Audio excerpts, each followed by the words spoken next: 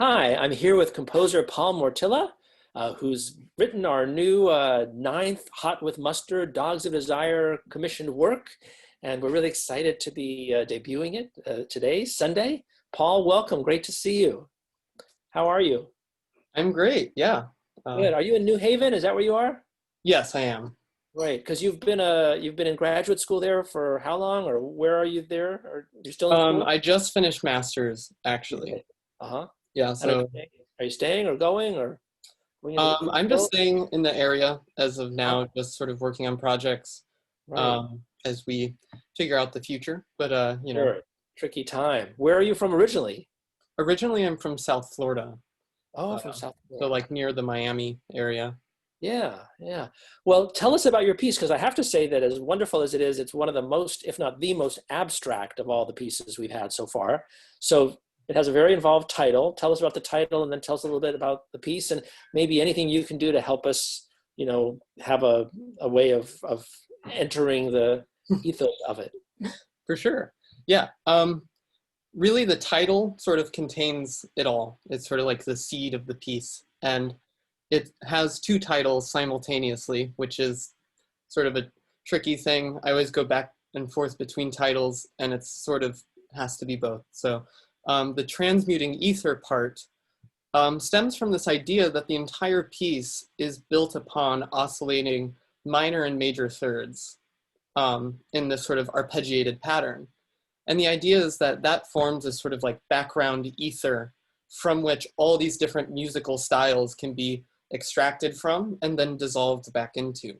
Um, on the other side is the Quarantine Dreams, which is a bit of a personal note that sort of when quarantine started, the instant sensory deprivation going from, finishing masters at Yale to, waking up, making coffee, going like not, like Going out into the world. it Uh-huh. was silence. It was suffocating in a way. Like it just sort of ceased um, all this noise.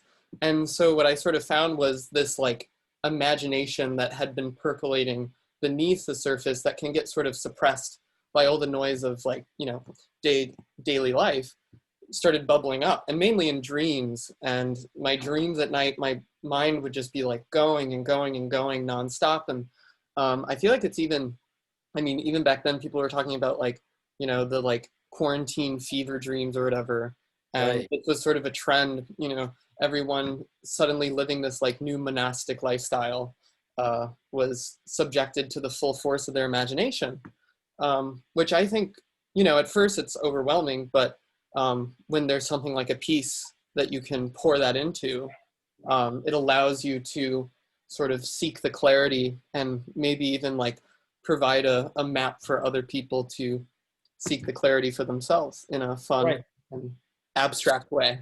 So these different musics that climb out of the ether, out of the almost ostinato running stuff that's going on throughout the whole piece, where do they? I mean, I understand they come from your subconscious and from dream state and all that, but when you said different musical styles or such, what are the musics that you're projecting or that appeal to you that you've put into it? There's like, honestly, there's so many, and retroactively looking back, I find ones that I didn't even like consciously intend to put in. Um, there's this sort of this like epic rite of spring quote that just sort of like snuck its way into the clarinet, a clarinet solo that was not in the conscious like Even conscious, huh? focus, but um, mainly the styles oscillate between sort of these strange distortions of very familiar styles, sort of in the way in dreams we see all these familiar components construct something that's somewhat surreal or uncanny. And so you'll sort of hear things that maybe resemble swing or like kind of like a jazzy like section, big bandy moments that mix in with like brass chorales, like hymn-like textures, morphing into just sort of absolutely like cartoonish music.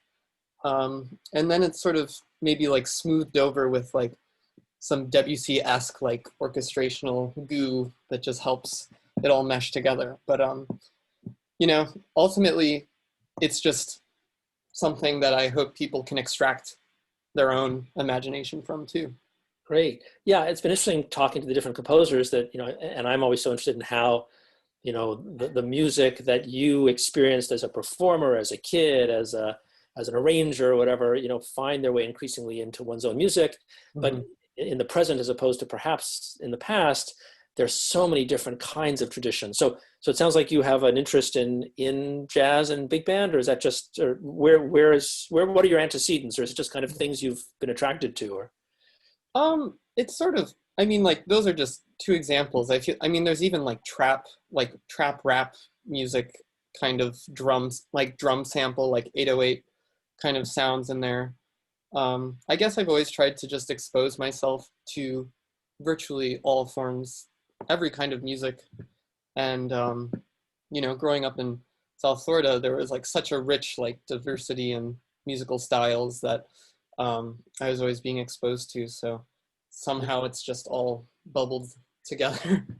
Beautiful. Well, it's great because it makes me want to listen to the piece again, having now had you sort of take us on this little journey. So I'll encourage our listeners to do the same, to really. It's definitely I will say it's a multiple listen piece. Yeah. It's not there's a lot of layers, there's a lot going on. And it's sort of like a treasure hunt, so. Right. That's a beautiful thing. Well, that's perfect. Well, thank you so much. I appreciate it. And thanks for writing the piece and for contributing it to us and for, being part of the project. We really appreciate it. Yeah, thank you so much for having me. This whole thing has been amazing. It's been really cool. We've really enjoyed it a breathing lot. like new life into the, the virtual concert Right. hall. Well, to me, art will exist wherever it has to. I mean, it'll spring up. And so this was really fun for us to keep things alive through the summer. And it's a good reminder to also remember that, like, the virtual starts here, the imagination. Yeah, that's great.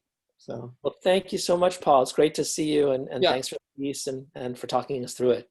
absolutely. Stay safe, stay well. Yep, you too. Bye-bye. Thank you.